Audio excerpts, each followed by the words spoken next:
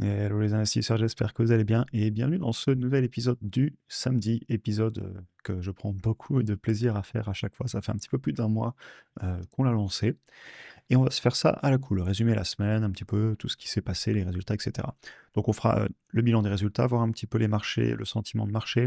On va parler aussi d'événements qui ont eu lieu, notamment le fait que des nouveaux actifs vont être autorisés dans les fonds défiscalisés aux États-Unis. Les 401(k), c'est un peu l'équivalent d'un PEA. Au Canada, vous avez aussi un équivalent, etc., selon les pays. Apple aussi, qui s'est très bien comporté suite à des annonces avec le gouvernement américain et des investissements. On va parler aussi des recherches que je vais faire, notamment en août, vu que la bourse va se calmer. Je vais vous reparler encore du monde des peptides qui est passionnant. Et voilà, je vous reparlerai du mois d'août, du travail de fond que je vais faire, des options aussi. Je vais continuer le suivi, etc. L'objectif étant de toujours s'améliorer. Évidemment, comme d'habitude, il s'agit d'un cas concernant l'investissement. Je vous partage mes chiffres, ma vision des choses, mais chacun fera ce qu'il veut avec son argent. Alors, on a eu, les résultats cette, semaine. On en a traité pas mal, hein, sur YouTube. IMS, les résultats ont été bons, même s'il y a eu un léger ralentissement, notamment au niveau du chiffre d'affaires, mais il est déjà réannoncé à la hausse, le trimestre suivant et ce ralentissement a eu lieu notamment avec ce qui s'est passé avec Novo où ils d'un coup, entre guillemets, ça a été David contre Goliath et Goliath a lâché David parce que, ben, David est très fort. IMS, David et Goliath et Novo. En tout cas, ça, c'est mon analyse de la situation. Et mon sentiment, c'est que sur le long terme, ils vont sortir les crocs. Et le PDG, d'ailleurs, je vous en reparle après, il a parlé des peptides, enfin, il a reposté un post X très intéressant. Ensuite, l'AFMD, on l'a traité sur la chaîne. On va pas repasser ici. Un petit peu la même histoire que IMS, ralentissement sur les GLP-1, notamment parce qu'ils ont eu des refus de la part des assurances. Et le titre s'était vraiment très fortement emballé en bourse. On revient sur des niveaux beaucoup plus cohérents par rapport à mes chiffres. On a parlé aussi d'Oscar. Quoique, non, attendez, je ne sais plus si on en a parlé. Je crois qu'on n'en a pas parlé. Ça doit être comme Celsius, on a dû en parler dans la communauté school par contre, mais je suis pas sûr que j'en ai parlé sur YouTube, j'ai un doute maintenant. Je vous avoue que vu le nombre de vidéos que je fais, des fois je sais plus où elles sont entre YouTube, etc. Et Elf, par contre, on l'a bien traité sur la chaîne, ça j'en suis sûr. Et dans les deux cas, sachez que je retravaille avec des options maintenant que la volatilité est passée. Vous voyez que notamment sur Celsius, j'avais vendu une option d'achat et j'ai racheté le lendemain parce qu'en fait, lors du pic là, qu'elle a fait ce jour-là, les primes étaient incroyables avec la volatilité. Donc, et sur ELF, je laisse un petit peu passer la volatilité, pourquoi pas reprendre aussi. Et Oscar, j'ai vendu des puts. Et d'ailleurs, parlant d'Oscar et de Celsius, Oscar, on avait traité quand même les résultats rapidement sur le school. On en avait parlé ici en même temps que l'IFMD et Novo. Et pour ceux qui veulent nous rejoindre pour avoir aussi accès ben, à mes ordres d'achat, de vente, les revues de portefeuille qu'on a fait, vous voyez, on faisait encore une vidéo hier où on a fait pas mal d'analyses proposées par la communauté Applovin, Fortinet, etc. On avait aussi une revue de portefeuille il y a pas longtemps et de façon générale, je poste pratiquement tous les jours. Enfin bref, instant publicité pour ceux qui veulent nous rejoindre, n'hésitez pas, c'est sans engagement et la dynamique est, enfin en tout cas, moi je trouve qu'elle est super et il y a beaucoup de retours positifs. Et pour ceux qui veulent aller plus loin, aussi avec la partie apprentissage, toute la méthodologie, mes fichiers, etc.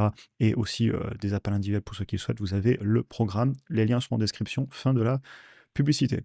C'était même pas prévu, mais bon, j'en ai profité vu que je vous parlais du school. Et dans tous les cas, je suis content d'en parler parce que les retours sont positifs et ça permet aussi de continuer la chaîne YouTube grâce à ceux qui veulent aller plus loin. Donc voilà pour les résultats. Ça a été une bonne semaine extrêmement volatile.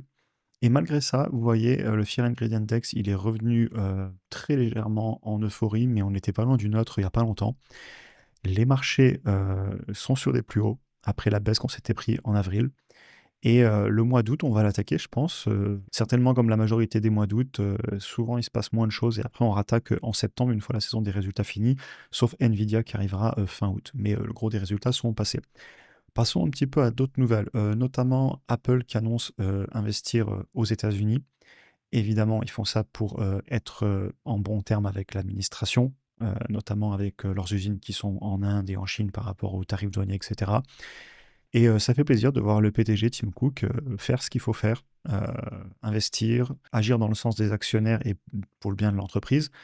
Donc voilà, mettre à l'écart tout ce qu'il pourrait avoir comme avis, qu'on ne connaît pas d'ailleurs, hein, parce qu'attention, Tim Cook, c'est bien un PDG qui surtout est discret, fait pas de vagues, etc. Il est dans l'ombre et il fait ce qu'il faut. Et Apple nous en remercie. On va aller voir l'action. Comme quoi aussi, souvent, vous voyez, je parle long terme. Et il faudra que je refasse une vidéo un jour là-dessus d'ailleurs. Sur, on dit souvent, on se dit long terme jusqu'à que ça baisse ou jusqu'à que ça monte, et puis après on commence à réfléchir court terme. Apple, je l'ai en portefeuille depuis 2019. J'ai 357% de gains latents, et il y a eu beaucoup de négativité dessus il y a quelques mois autour de l'IA, etc., un peu à la Google. Mais moi, je conserve parce que, ok, c'est sûr que c'est pas la plus grande croissance de la Terre, mais je vois beaucoup de qualitatif et je vois beaucoup de potentiel, et ils m'ont pas pour l'instant donné des raisons de vendre. Oui, il y a eu un ralentissement, c'est un business cyclique, logique, c'est cyclique. Et pareil sur Google, on avait eu énormément de négativité et je suis content d'être diversifié. D'ailleurs, j'avais des commentaires qui disaient, alors c'est la vidéo du samedi, hein, je pars dans tous les sens. Ceux qui sont nouveaux sur ces vidéos, sachez-le, c'est normal. Et j'avais vu quelques commentaires passer, oui, t'es beaucoup sur le secteur de la santé. Et le commentaire était pertinent. En fait, c'est que jusqu'en ce moment, c'est un secteur très volatile. Donc forcément, j'en parle sur YouTube parce qu'on me pose des questions, je reçois des messages. Entre Novo, Eli Lilly, IMSS, LifeMD, les assurances, Oscar, UNH, j'en parle beaucoup, mais ça ne veut pas dire que je ne suis pas diversifié. J'ai du Apple, j'ai du Google. Et d'ailleurs, cette semaine, ils m'ont tiré vers le haut. Google, alors que c'était la peur absolue. Rappelez-vous, novembre 2022, quand ChatGPT est apparu, Google était fini, c'était la fin de l'entreprise. Google est en train de revenir sur les plus hauts. Bientôt 100% de gains latents, bientôt 10 000 $ de position. Et au final, je voulais vous dire ça, je referai une vidéo là-dessus. Je me suis complètement perdu encore, mais c'est pas grave, c'est le samedi. Euh, Quand je dis long terme, et quand je vois le portefeuille qui est traqué, et d'ailleurs, tout est traqué sur Interactive Broker depuis maintenant plus de 2 ans, j'ai voulu regrouper toutes les actions ensemble afin qu'il n'y ait plus d'histoire de fichiers, de logiciels remplis, l'erreur est humaine, etc.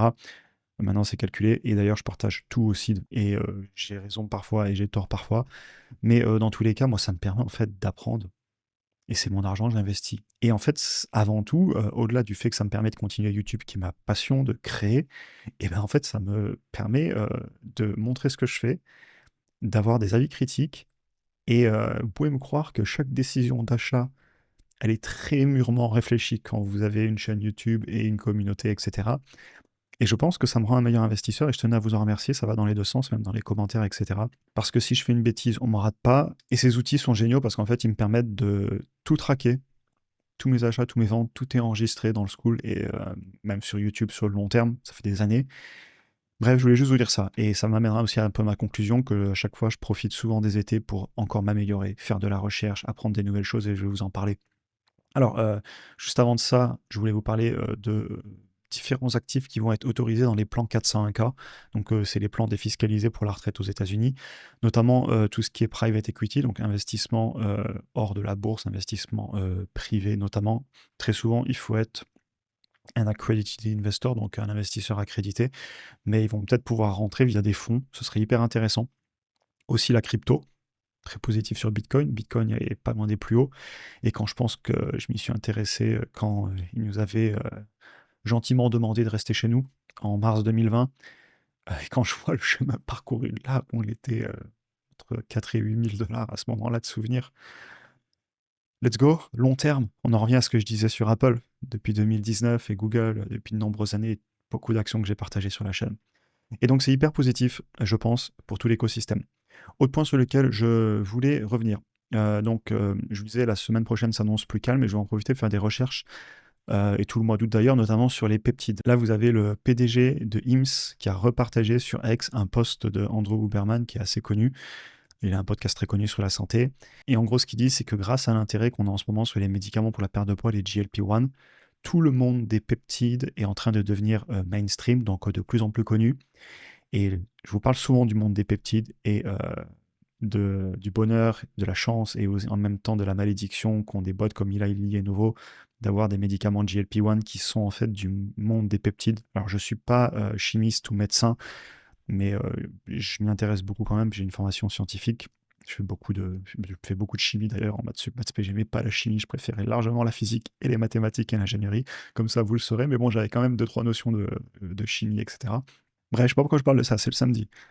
C'est passionnant ce qui est en train de se passer, et je pense que aussi bien, on en parlait d'ailleurs aussi pareil, je faisais un post ce matin là-dessus dans le school, sur le HRT, donc Hormone Replacement Therapy, qui je pense va être un segment énorme pour IMSS et des autres boîtes de la téléconsultation, et tous les peptides. Et je vais profiter d'août pour aller étudier en profondeur ce monde et ce sujet. Je pense que je vais un peu m'arracher les cheveux. Ça va me replonger dans la classe préparatoire de la chimie, etc. Mais c'est pas grave. J'ai envie de découvrir tout ça. Et c'est ce que je vous dis, j'utilise Out en fait pour m'attaquer à de l'analyse fondamentale. J'ai une liste comme ça d'actions à analyser, des belles pépites qu'on m'a proposées, des actions aussi que j'ai déjà analysées, que je veux réanalyser parce que je suis pas encore rentré, j'en ai déjà parlé de plein parmi elles sur la chaîne, et je veux tout le temps apprendre et m'améliorer. C'est ce que je vous disais, le discours un petit peu plus tôt qui n'était pas prévu sur eh ben, tout ce qu'on fait en fait, ça me permet d'en parler. C'est aussi à ça que me servent toutes ces vidéos, à enregistrer tout ce que je fais, et je veux en permanence m'améliorer. On a fait le premier live, j'ai passé un temps de fou à essayer de comprendre comment ça fonctionnait, à tester la communauté. Merci de m'avoir soutenu, vous avez été super cool pour le premier live. Ça s'est bien passé, j'avais fait plusieurs tests avant. Et en fait, j'apprends, ça n'a rien à voir, c'est technique, c'est de la création de contenu, comment utiliser l'ordinateur, comment partager les écrans, le chat et tout. Mais en fait, j'adore apprendre. La recherche fondamentale, je vais en faire ma liste est longue, traquer les options, j'en fais en fait depuis 2021-2022, mais j'avais jamais traqué et pris ça au sérieux. Ça y est, nouvelle chose que j'attaque. J'ai fini d'acter parce qu'il faut plusieurs mois le temps que toutes les dates d'expiration finissent, vu que je vends entre 2 et 6, 7 semaines max. Donc mai, j'ai acté plus de 500 dollars de prime. Juin a été exceptionnel, merci IMS avec quand elle s'est écroulée. En juin, à cause de Novo, j'ai vendu beaucoup de puts. J'ai pris plus de 3000 dollars de prime. Juillet, ça s'annonce plutôt entre les deux, certainement à mi-chemin. Août, je continue à traquer. Et voilà, toujours s'améliorer, traquer. Si on fait des erreurs, on s'améliore. Et globalement, pour l'instant, quand je traque le patrimoine depuis maintenant 2019, je suis très content et le patrimoine m'en remercie. Et c'est aussi grâce à vous tous.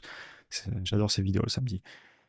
On progresse tellement ensemble, je reçois tellement de messages de vos positions, des gains que vous avez, de plus-values que vous prenez, etc. On vient de se prendre des années très difficiles, rappelez-vous, de 2022 et de 2023, ce qu'on a traversé ensemble. Et là, ça y est, un peu de positif, on récolte les fruits, les marchés sont au plus haut, plein d'actifs sont au plus haut, les portefeuilles sont au plus haut pour beaucoup parmi nous, ou pas loin. Et ben let's go, ça fait plaisir. Passez un bon mois d'août. Septembre, décembre, ça va être chaud comme toutes les fins d'année. On aura la saison des résultats. J'ai beaucoup de travail que je prévois sur la chaîne YouTube, aussi en arrière-plan, évidemment, pour ceux qui vont plus loin. On sera là. L'année, pour l'instant, elle fait plaisir. Profitez bien du mois d'août. Je vais continuer YouTube. Je vais peut-être un tout petit peu lever le pied. J'ai pas mal de choses à gérer avant septembre. Et voilà. Le genre de vidéo qui fait plaisir à faire, qui donne le sourire. Il fait beau. La bourse va bien. On fait de l'analyse, on fait le taf, on a des résultats. Et c'est cool. Je vous souhaite une excellente journée et à très bientôt pour un prochain épisode.